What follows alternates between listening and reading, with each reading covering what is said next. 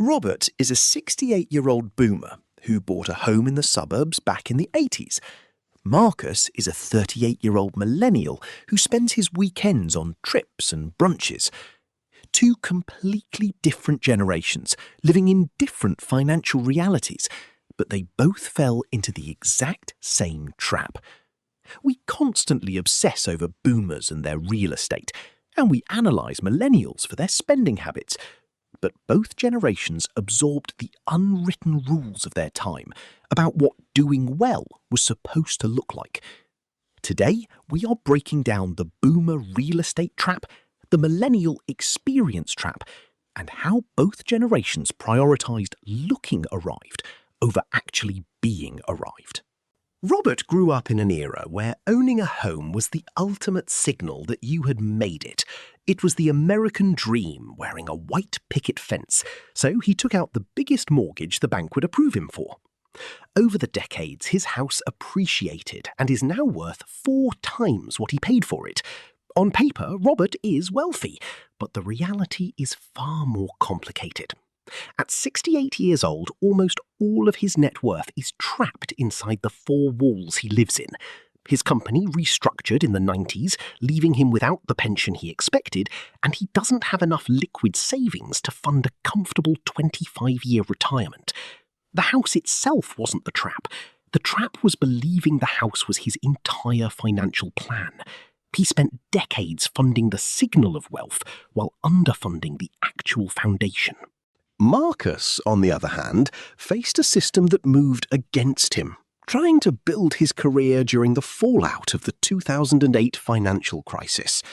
Because he couldn't afford the traditional arrival signals, like a house or real equity, he started spending on what he could afford: travel, restaurants, and concerts. The culture fully backed this up, heavily pushing the idea that you should spend on experiences, not things. Every lifestyle brand told him this was the enlightened approach to money, and that older generations had it all wrong. But at 38 years old, Marcus has very little invested, no property, and a vague anxiety about the future that he tries to manage by booking his next trip. The trap wasn't the experiences themselves, it was using those experiences as a substitute for building actual assets. For millennials, the stamped passport became the new arrival signal, but it was still just a financial costume. Both Robert and Marcus fell victim to the exact same psychological illusion. At some point, the world defined what doing well looked like, and they absorbed those rules without question. It didn't feel careless. Following those unwritten rules felt like responsible, natural progress. Robert bought into the physical aesthetic of success, with his house and garden, while Marcus bought into the experiential aesthetic of success.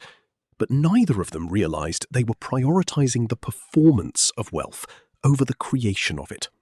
Escaping this generational trap requires doing something that goes against every social instinct we have.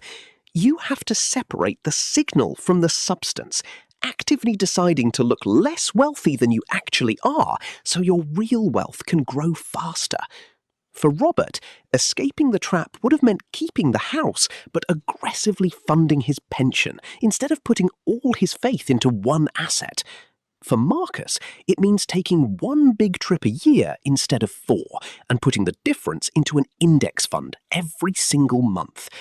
The only way to truly beat the trap, regardless of what generation you belong to, relies on a single rule: assets first, lifestyle second.